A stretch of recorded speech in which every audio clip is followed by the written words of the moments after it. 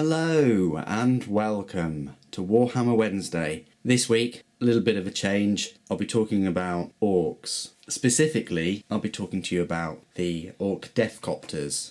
I'll be using the Ork Codex and I will be discussing some tactics and things like that.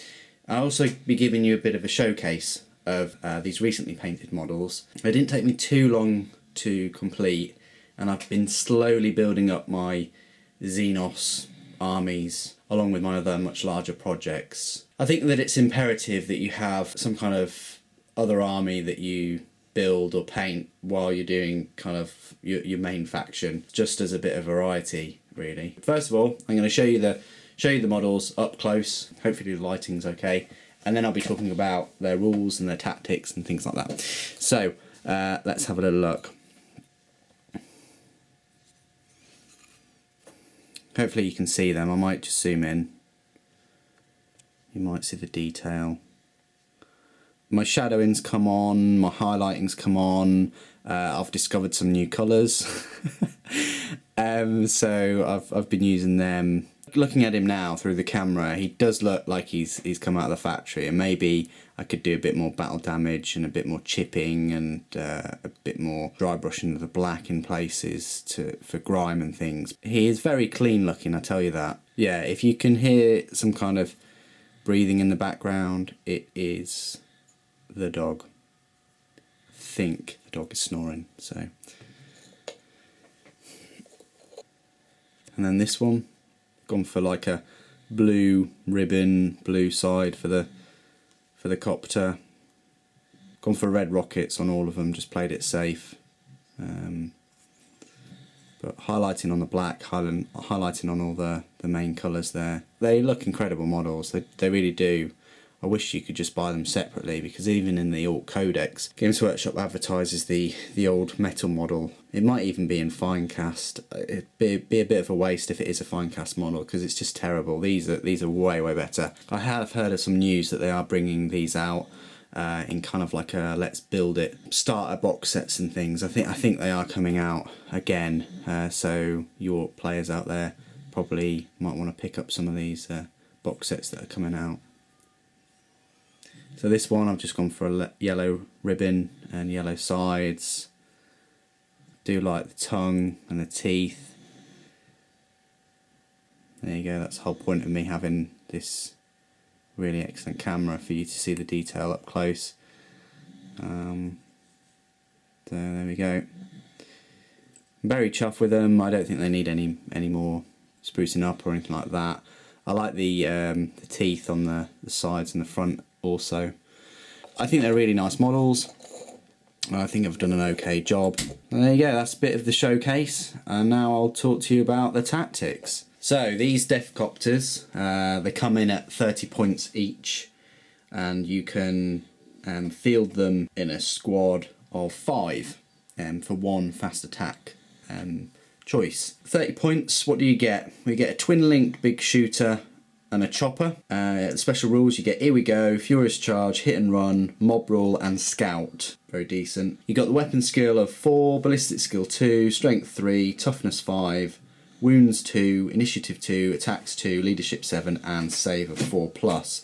The unit type is a jet bike. So you start off with 1 for 30, and then you can have up to 4 more at 30 points a model, and then they can replace a twin-link big shooter with one of the following, either a twin-link rocket launcher or a custom mega blaster.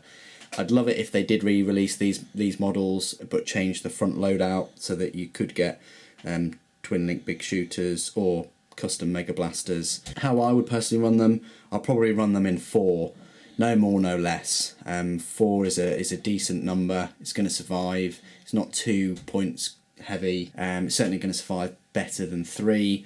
Although these 3 I obviously got in the Salt and Black Reach box set, I think it's called, hence why I've only got 3 in number. You can also equip these DeffKoptas with a big bomb or a buzzsaw. Big bomb's not too bad, buzzsaws are pretty awesome. I would have thought that buzzsaws would be on the bottom. I'm not sure. I mean, I think these blades could kind of count, but whether they're going to chop anything on the ground just from their length, I don't think they would. You know, and the angles and things, I don't think they are able to chop anything. So I would have thought a buzzsaw would be mounted on the bottom, but that bumps it up by 25 points per model if you give them a buzzsaw, and that's 55 points for a save of 4+ with only 2 wounds. Yes, their toughness is 5, which is great, but their strength is only 3. And the buzzsaw just times their strength by 2, so you're going to be getting a strength 6 AP2 specialist weapon. So on the charge you get 3 attacks each. So with 3 of them you get 9 attacks at strength 6 AP2, which isn't too bad, but their initiative is 2, so just bear that in mind. So moving on from how I would use them, and I'd have them in a kind of squadron of 4, what I would do is I'd use their jet bike ability to move out of cover, fire their rocket launchers or mega blasters, and then try and go back into cover. I'd use their speed against the enemy. I'd use them and I'd try and flank. I'd never run them up the board straight away. Always try and keep them in cover or obscured, and try and go for the sides of vehicles. I mean, I wouldn't be using these against land raiders, put it that way. Their rocket launchers are good because they're strength 8, but they're limited because they're only 24-inch range, which you're not really used to, because with missile launchers you're used to 48-inch range and being strength 8, but with these only 24-inch range, you've got to make use of their speed. Try and flank heavy armoured units. Alternatively though, you can just use them to harass troop heavy armies with their big shooters. I'm not sure whether I would invest in the buzzsaws, because you're talking 55 points per model. That if they're all 55 points per model for 4 of them, you're talking 200 points. They're going to attract a lot of fire, I would have thought. But if you can use them correctly and you can flank and you can hit the side of vehicles' armours with their strength 8 24-inch range rockets, you can be, if you pop just one predator with 4 of them, then they've almost made up their points costs, really. So that's how I would use them. If you're using them in 4s with their rockets, or even 3s, go for lightly armoured vehicles. I wouldn't bother going for large troops or elite troops with these at all. Shooting wise, I'd harass high points cost units that have good saves, but to maximise their damage, I would really run them against light armoured vehicles and not mobs, unless you've got big shooters on them. So anyway, that's my kind of like tactics and things of how I would use these models. Let's just have another look at them. And as I've previously said, I'll be working on my other Xenos armies. I might produce a couple of videos relating to them in the not too distant future.